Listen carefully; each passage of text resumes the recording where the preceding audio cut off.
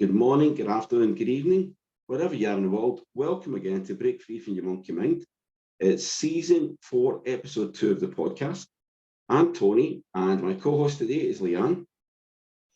Hi everyone, nice to see you all again. Good. How are you this week, Leanne? I'm very well, thank you. How are you, Tony? Very good. Yeah, I had a great weekend. A great weekend away. Got a lot of learning, but really enjoyable, so that's great. Brilliant. And Leanne, we've got a brilliant guest on today. We said last week about a subject maybe a lot of people don't really know about, but they may have seen people or met people who have suffered with this and not actually understood. So we're going to get more of an understanding of it today. So I'll pass over to Leanne to introduce our guest for this evening. Hi everyone. Again, good evening. Hope you're all okay. So tonight we'd like to introduce to you Antje. So Antje, would you like to just tell us a little bit about yourself, please? Yeah, hi. Thank you for having me. It's lovely to see you. I'm originally from Germany, but I came to the UK to study here. And I have an academic background. I have a PhD in information studies, but now I work as a translator and a writer, and I teach German, and I volunteer a lot. And I have lived experience of selective mutism. Okay, so can you tell us a little bit about selective mutism? How's that? What actually happens to you? When do you actually feel that? Yeah, selective mutism is a failure or inability to speak in certain situations. So it starts usually in childhood, and you have to imagine it's a child that is lively and loud at home but doesn't talk at school, for example, and so you would notice that something is wrong. Okay, so do you do selective mutism when you're with friends and family, or is it people that you mainly don't know? No, these children can speak with the family at home, parents, siblings, but maybe not the extended family. But they don't usually speak in public or with strangers. So in nursery or at school, when the child first goes out from the family and meets strangers, this is when it becomes apparent usually. And it's good. There's one thing you said there, I want to make sure that people understand, especially because this happens in childhood, it's there, and that's when most people have difficulty with that. Whether it's the school system or it's nurseries being before that, parents, it's not that the child is not wanting to talk, they're literally unable to speak in those situations. It's not, it's people sometimes think it's like they choose not to do it, but because of whatever reason it started with them, then they're unable to speak in those situations. So that's where people need to understand that it's different. The one thing you mentioned always happens in childhood. I know there's been some different people I have spoke to recently about it, different opinions about how it begins in the first place. Some people seem to think it may be something that's genetic. Some people think it could be a trauma that's happened, or it's just the fact that they've been told not to speak so often and within the immediate family that they decide, whatever reason it's, they don't talk. In your situation, how did it come about? Yeah, it's usually a multifactorial reason, so it could be all of these, and professionals aren't really sure. But the main assumption is that it is related to anxiety or a fear of speaking. I know you said because you never had an official diagnosis of it. How did you come about to understand that you had this?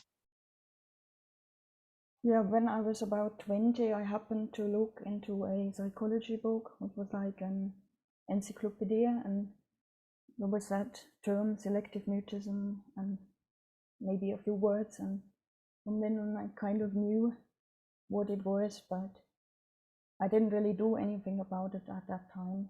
It took me another 20 years to get there. And the first 20 years when I was a child, it was not known. I did not know, and my family did not know, teachers, doctors, nobody knew. So did you get any support at all from anybody growing up? Not really. And how about now as an adult? Do you have support? Have you had support? Yeah, I educated myself about the issue, and I found Facebook groups, for example. So, for example, I watched videos of people who had overcome this, and so I found out what to do and how I could possibly overcome it. Up So to how the do you? sorry. Sorry, Tony. Go on. No, go on, Tony. I was going to say, it interests me that up to the age of 20, before you did your own research basically and found out yourself what the symptoms are that looked at, and this is what it could be called. How did your family deal with the situation that you did this? How did they feel it was difficult, or did they try and help, or were they sympathetic?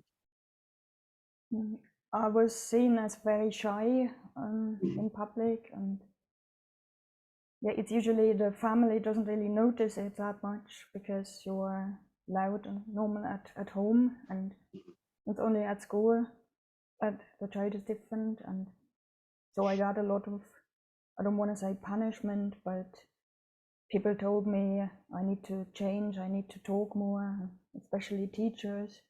And there was also bullying from other children. So how did that affect your growing up, building relationships with children? Did you have friends growing up? Did you have anybody that you could connect with? No, I didn't have many friends as a child, but it got better then when I became an adult and I started studying.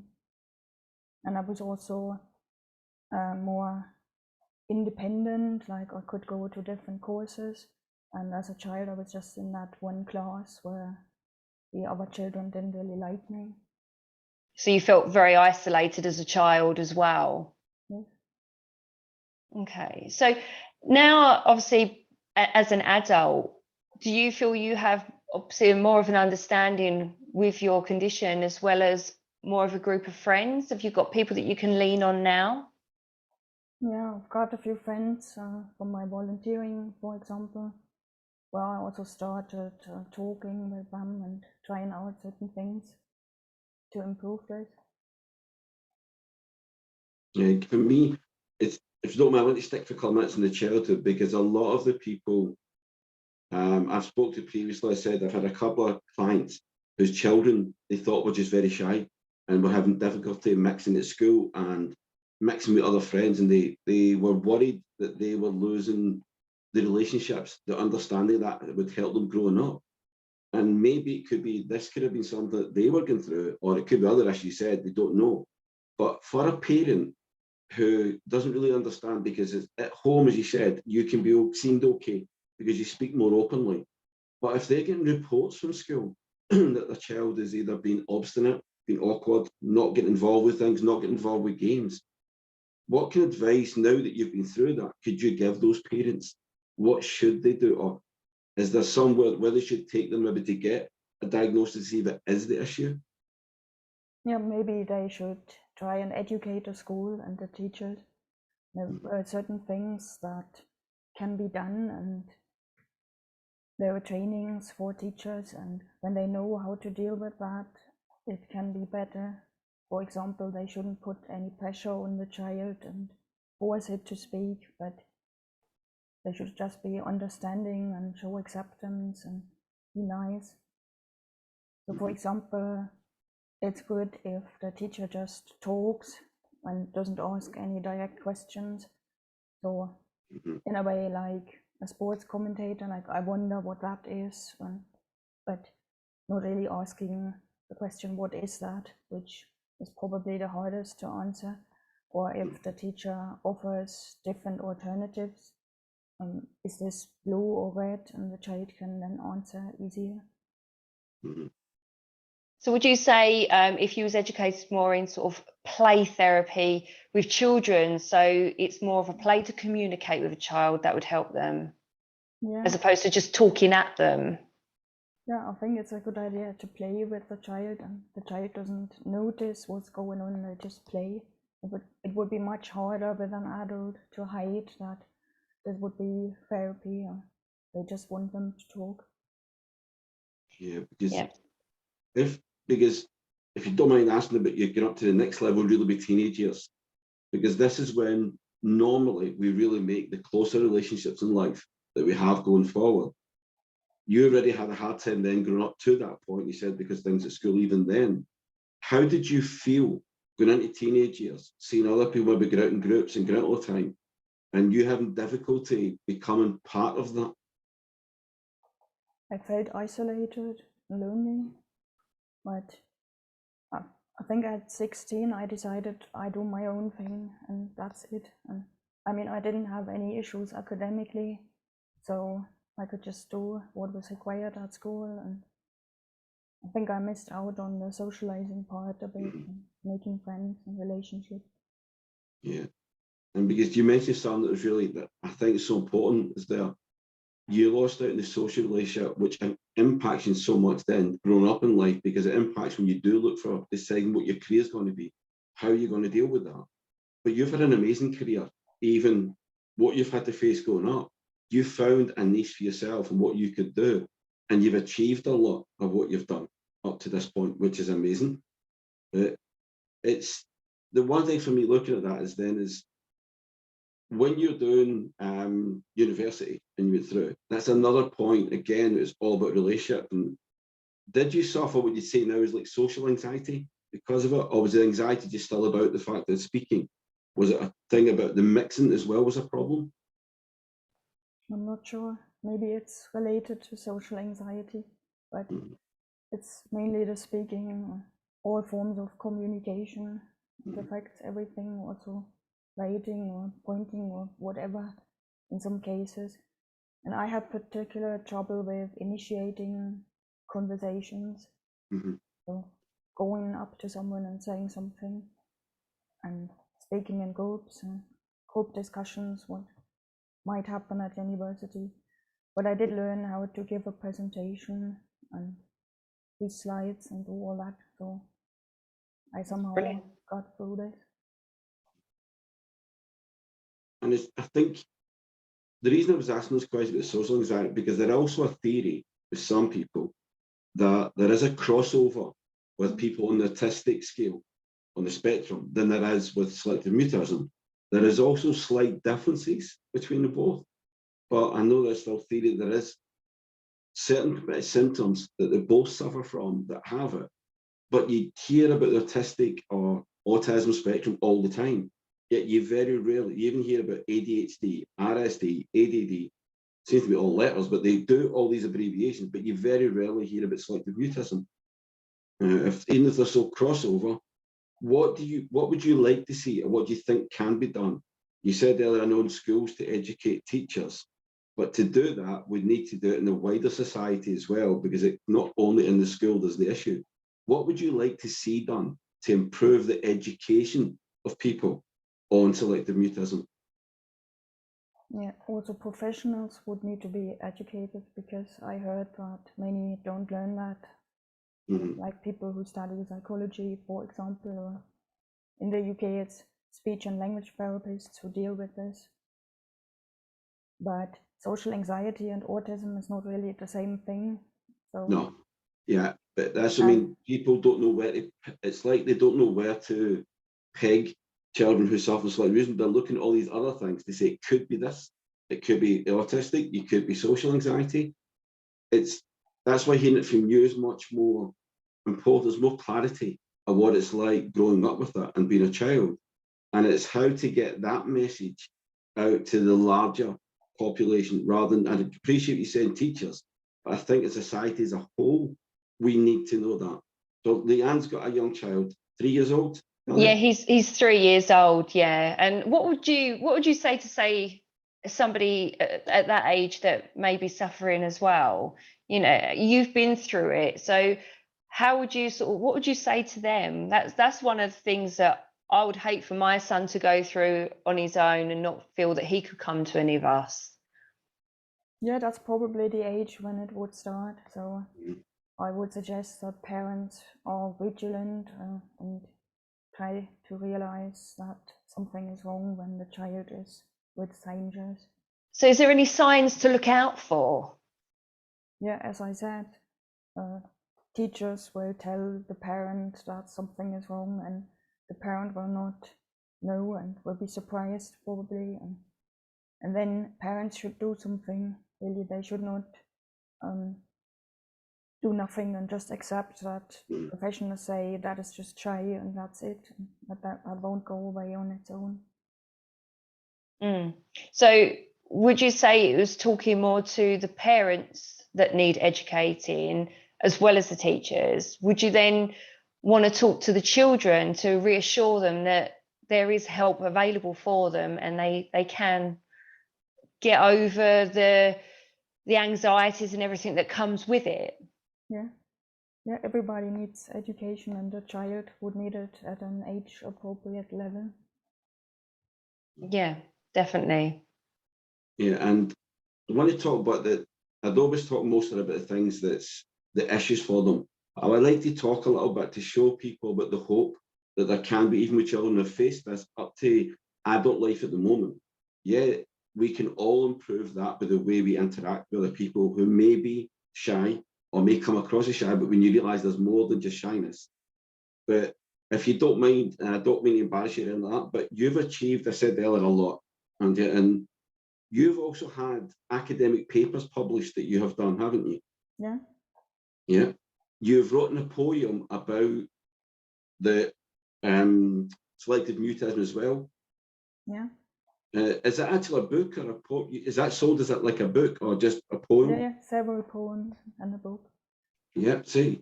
And this is something, again, that may help people who think that maybe their child could go through this, or maybe they've known their child into teenagers, whatever, they're struggling.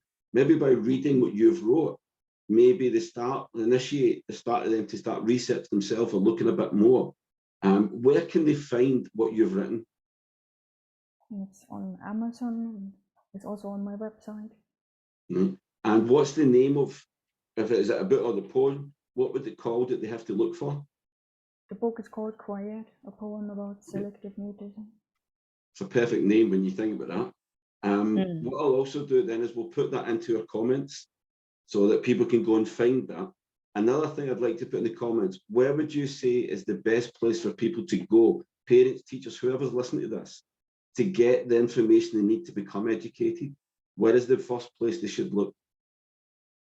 If they're from the UK, I would suggest the SMIRA website, which is selectivemutism.org.uk. Mm-hmm. And there are also Facebook groups on SMIRA, the SM Space Cafe for adults suffering with this. Right. This is an international podcast. We actually get people from all over the world. You'd be amazed at some of the countries that I actually get from. So if we're looking abroad, what we're looking for them to do is to look up their own countries to find if there's a selective mutism society in their country, or maybe Facebook groups that they've got in their countries. If people could start doing that, we can put a note with that as well. Ask people to do that to get, it's funny saying it now, what we're talking about, but to get people to talk more, fun enough. But that's what we're looking for, is to get people to talk more about the subject. So maybe children then don't have to get through what you've been through up to now. Yeah, I think there are organizations in many countries, for example, in the US or in Germany. And there's also the NHS Choices website that explains it briefly. I'm sure we can put a few of these out there that people know. We'll put it out so they know we are. One thing I would like to bring up as well is how we met. What we've been doing recently, because I think you did amazing on that. Without me, you were right. I was naive and not understanding what you were going through. The first time we actually met was at it was called Blether and Bite. It was a little thing that was put up for business owners, and there was University of Western Scotland, and I was sitting in an auditorium, and Andrew was sitting next to me, and I just asked how she was today, how you here, why she was here, but the conversation was just literally a couple of words, wasn't it, each? And I felt at the time, which I now know is wrong, but I felt that maybe Andrew didn't want to speak too much because I wanted to listen more to who was talking. And then a few minutes later, I still felt something wasn't right. So I spoke to her out in the breakout area we were eating to see if you wanted to come over and sit somewhere rather than sitting yourself. But I didn't know at that time what you told me later. And I was, one, embarrassed and shocked a bit about where I'd reacted as well. But you chose to come and speak to me to try and help you to interact with other people. And now looking at it, I think that was an amazing thing for you to do, because that was such a big event. And for you to go yourself to there, when you, as you've already mentioned, all the things that you go through, you took a big step to try and do that. I just wish I'd done a bit more off the back of it. But luckily we did meet again, because I provide these workshops for business owners. And Andrew was on, she's a delegate of mine. In the first session, I did realise something wasn't right again, but I didn't know what. And thankfully, Antje actually sent a message to educate me about how to deal with somebody in our situation, to bring them more into the conversation by asking direct questions. Don't ask open questions to a group because she won't speak up. But if I ask directly, and not only that, but on the third session, she did actually come up to right and present a part of it to the group, which was brilliant to see the stages you went through, each of those 3 stages.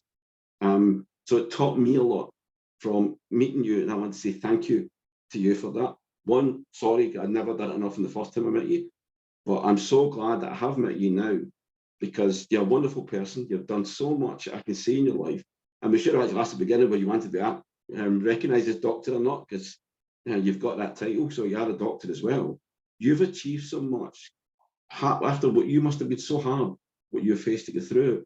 And whether you know it or not, but you're a great example for other children who are going through this, to look up to and say that it can, hopefully, they can get other help, but look what can be achieved. Do you want to add anything? So I'm just really grateful to have met you. I've never spoken to anyone with selective mutism, and it's opened my eyes, and it's definitely something that I will spread the word with my little boys' friends and parents, and obviously get them to look out for the signs as well, because it is something that I wouldn't want to go under the carpet and be pushed aside and other children to suffer like you did. But it's fantastic, as Tony said, that you've achieved so much to be able to stand here today and look back and say how far you've come. And as a child, did you ever imagine you would be where you are today? That's a difficult question. So, I mean, I'm really happy to have met you, and I just thank you for coming on, because I know this is a difficult thing for yourself to do, and obviously talk to well, I know you've met Tony before, but to me, you've never met me before. I'm a complete stranger, and to speak to me, to open up to me, has been brilliant. So I thank you for that. You're welcome. And I would like to keep doing this, on maybe getting talks out to other people as well, or groups I can go and talk to. I would like to highlight this a lot more. I'm doing a psychology degree, I said, at the moment, and it's not even something I've, through this, a lot of other things have came out, obviously, that we can deal with. I've not heard even talk about this. I would love this to be something much more and open to the public, to understand that not everybody's shy. There can be other reasons why people are like that. And we need to be aware, as a society, we need to be aware how we should deal with those situations to help those people, not to just say, oh, they're shy, we'll just leave them. They don't want to get involved, because it's not that. They do want to get involved. We just sometimes have to take the first step to allow them to be able to do that. So I will keep trying to promote that. I will be using the Selective Mutism website to try and do that as well. I have decided that I'm going to actually contact them as well to ask if there's anything I can do talks for them, or what they would like to do to try and help with that. And that's the last thing I wanted to come to is, and just through this, you've mentioned about, you've made some friends, but also through your sort of volunteering that you do. What kind of volunteering do you do? Now, I do lots of different things. For example, I'm a health work leader, cycle ride leader. I do conservation work, gardening, litter pigs. I volunteered as a marshal for charity events. Really, lots of different things. Right. And again, it's just because I want to highlight how amazing that is, that you volunteer to all these things, knowing it can be difficult for you to put yourself in these positions, but yet you still do that. And that's brilliant to hear, that you want to put out there. And again, it just goes back to what we just said. We as a society need to do more than. You're doing everything you can to help yourself and get out and help other people. We need to do the same thing for people like yourself. So is there any last thing that you would like to say before we finish? Either what people can do, or that you want them to educate. What was the last thing you'd like to say to anybody listening? I'd like to say to anyone suffering with this, never give up. And that is what I did when I met you.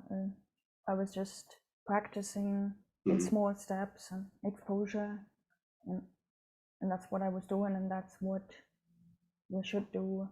Just face the fear in small steps, and like on a ladder, and start with the easiest thing and then maybe get to where you want to be. That's brilliant. Thank you very much. So I know Leanne already said that, but for both of us, probably everybody's listening as well, thank you very much for coming on. I know it can't be easy, put yourself out in public like this as well and do that. But what you are doing can cause waves that can help so many other people. And I bet there's so many parents that we just said, for even Leanne's child's age 3 upwards, who are probably going through things like this, but think it's part of growing up when it's not. So they need to check these things out just to make sure. I'm not saying it is going to be that. Some children are just shy, but they sort of learn more about society as they grow and change. If your child's not adapting like that, get some help. Find out if it is something that's there and make sure that they don't suffer, especially said through those tender years, going through into early teens, late teens, when it is more difficult for people to make those relationships. So thank you very much, Andy. I really appreciate you coming on. Thank you. And just to everybody else, and if you have got anybody in this situation, you could be thinking, not just children, could be adults, and you said it's still with that, please just give a little bit more time, a little bit more patience, and just try and have a chat with it and just see. And even if you only get the odd word back initially, don't give up. I did that and I wish I hadn't. So do that, try a bit harder and just see how you get on. And I'm really glad that I got a second chance to meet Angela and change that. Not everybody does that. So try that. We will put into the comments, I said, different ways that you can find to get help or at least more information. Please educate your friends and family about this. Let us get this message out that children don't have to suffer this way, but neither do adults. This is for people for life. It's not something for a one period of time. Please let everybody know about it. Shout from the rooftop, say that this can be something to get help and do that. And if there's anything you want to bring on or come on about your child's went through, or maybe you've experienced this, and you'd like to come on and give ideas how you can help, we'd be more than happy to do that. So how can they contact you, Leanne? So you can contact me at www.reality-space.co.uk, or you can email me at realityspace@gmail.com. You can also contact us through the podcast or through Tony himself. So either way, any way you want to, you can get in touch with me. Thank you. So if you contact me, just email me at tonygordon@changingyourmindlimited.com, the Limited Ltd. If you do that and you give me details, and if you want, if they would like to speak to you, Andrew, or get more information, is it okay if we get them to contact you? I'll contact you first of all, but that would be okay to get to do that? Yeah. Yeah, brilliant. Thank you for that. So if you do want to speak more, or maybe I find out a bit more what Antje does, then please let us know. We can always put you in touch somehow that you can find more information with that. So thank you everyone again for joining us this week. Join us next week and be the same time next Wednesday from Break Free from Your Monkey Mind. Have a brilliant week. Look after each other. Please shout about us from the rooftops. And if there's anything you want to know or any more information, just give us a shout. Take care of you and your families, and we'll see you next week. Thank you. Bye. Bye, everybody. Bye.